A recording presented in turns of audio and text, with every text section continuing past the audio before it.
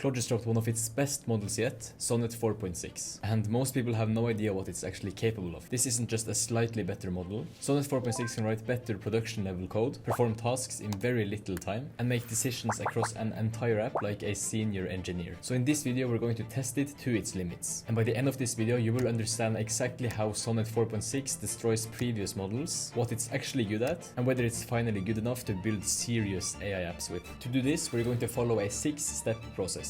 Starting from validating the idea and making sure that we're building something people actually want, to publishing the app to the Apple App Store. Now let's start by finding the app which we will build. But before we do that, we need to make sure that it meets this checklist. 1, it must solve a frequent problem that people have. 2, we need to be able to explain the app in 3 words or less. And of course, 3, we must be able to make money from the app. Luckily, I found an app that meets all of these 3 requirements, and you have probably heard about it. It's called Trello. Trello has over 50 million users and makes $700 million a year. Now, to build an app like Trello, especially a native mobile app, you normally need a team of iOS and Android engineers and months of development. But what if I told you that I just cloned this exact app but for mobile in under 30 minutes without writing a single line of code? Let me show you how I did it easily using Sonnet 4.6 and my own free mobile boilerplate, which I always use when I build mobile apps. Step 1, the structure and Sonnet 4.6. Okay, now the first step is getting the architecture right. This is the step that most people skip, and it's exactly why most of the apps look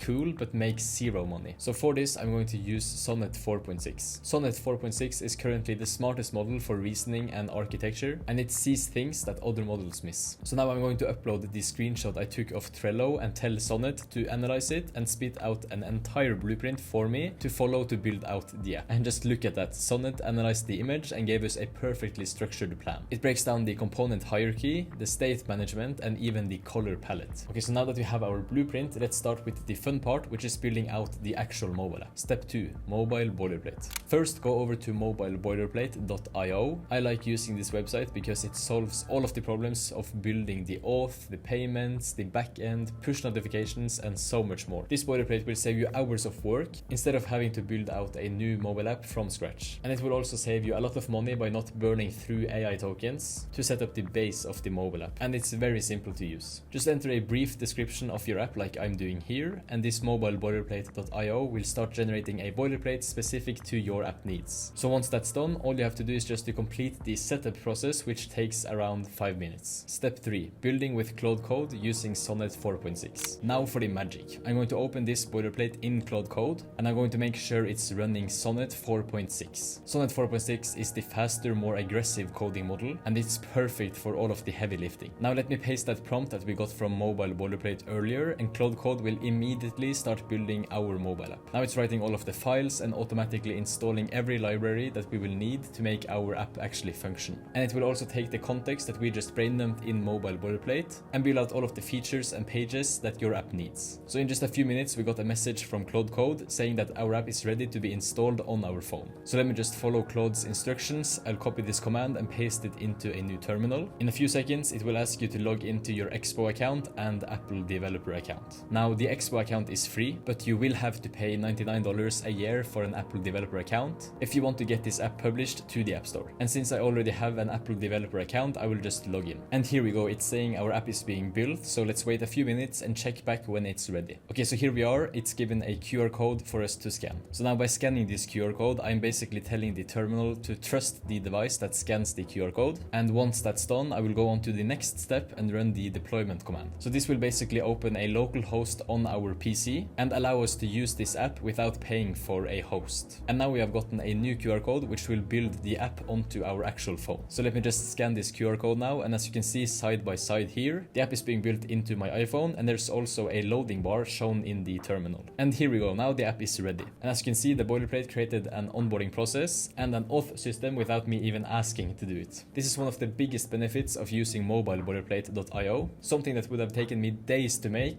was done within seconds. And the boilerplate understood my exact needs without me having to say anything. Okay, now let me create an account here and start using the app. And by the way, here's just a quick tip. Make sure to disable the email confirmation from Superbase database when testing the app, so that you don't have to confirm your email every time you create a new account to test out your app. To do this, go over to your Supabase dashboard, click on authentication, and then click on sign in providers. Then find the option where it says email confirmation and make sure that it's disabled. So this way you can put in any email address and password during the development process for easier testing. Okay, so now that's done and we have created our account. Let's log into it and see how the app actually looks like. And wow, it's actually pretty good. We can see that it has built out a basic UI and some normal functionalities, but it's lacking a lot of features that we have to add before we can publish this app to the App Store. So now let's work on building out the actual features. Step 4. Board feature. Let's start by building the core feature of Trello, which is the board where you can drag and drop tasks from one column to another. To do this, I will write a very simple and vague prompt into Claude Code, and the reason I'm able to write such a vague prompt is because Sonnet 4.6 is so advanced. It does not need any specific prompts like other chatbots to understand exactly what to do. Sonnet 4.6 has an underlying understanding of everything going on in our project. So it's the perfect model to use if you don't have the time and energy to write down everything that you're thinking of. Okay, now let's check in on what Sonnet 4.6 has managed to make so far. It's replaced the entire homepage with this boards section, and because there's no board yet, it's letting me know that I can create a board to get started. This is very smart from Sonnet 4.6, considering I didn't even tell it to do that. And as we can see here, this feature actually works and I can create a new board without any problems. But as of now, this is far from what Trello is. We can't ship the app like this because the UI is still bad and there's no guidance for new users. Step 5. Customization. Trello is famous for its UI and ease of use. So I'm going to ask Claude Code to design the UI in a better way so that it's as easy, or if not easier, to use than Trello. And there we go, Claude Code has successfully built in just a few minutes. But it doesn't just end here. People also like Trello a lot because of how customizable it is. You can change the look of the entire app depending on how you like it. So we want our users to be able to do the same, so let me tell Trello to add customizations. And notice that I said persist settings globally. This is because we want to make sure any customization that the user does in the application is in the entire app, not only just in some sections or tables. And after a few minutes, Claude Code is done.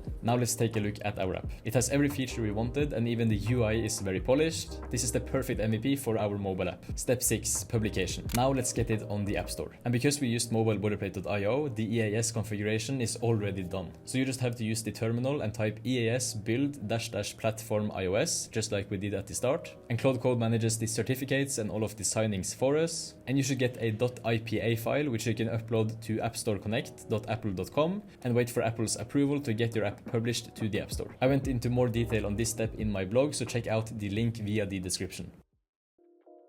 Step 7. Marketing. Now let's talk about something very important that no one ever mentions, which is how do you get users for your app. Most people don't even think about this when building their app. They get reminded of it when everything is done, and that is basically backwards thinking. The distribution and marketing strategy should be baked into the product itself. And here's exactly how I would do it with the app we just cloned. The first step is to reverse engineer where your users already gather. Flowzone is a productivity app, so where do productivity nerds usually hang out? I would say it would be Reddit. Specifically these subreddits: productivity, side project, entrepreneur, ride along, and self-improvement. These are communities with millions of members who are actively looking for better tools to organize their work. And here's the play. You create a free Notion template, like a Kanban project management system, which you then share in these communities. This provides genuine value and people will use it. And inside that template, there's a simple line like "want this on your phone" with drag and drop, offline sync, and custom themes. Download Flowzone. That's literally the best funnel to start with because it costs nothing and there's a huge opportunity for organic growth. You can do the same thing on Gumroad, post a free productivity toolkit like a Kanban cheat sheet,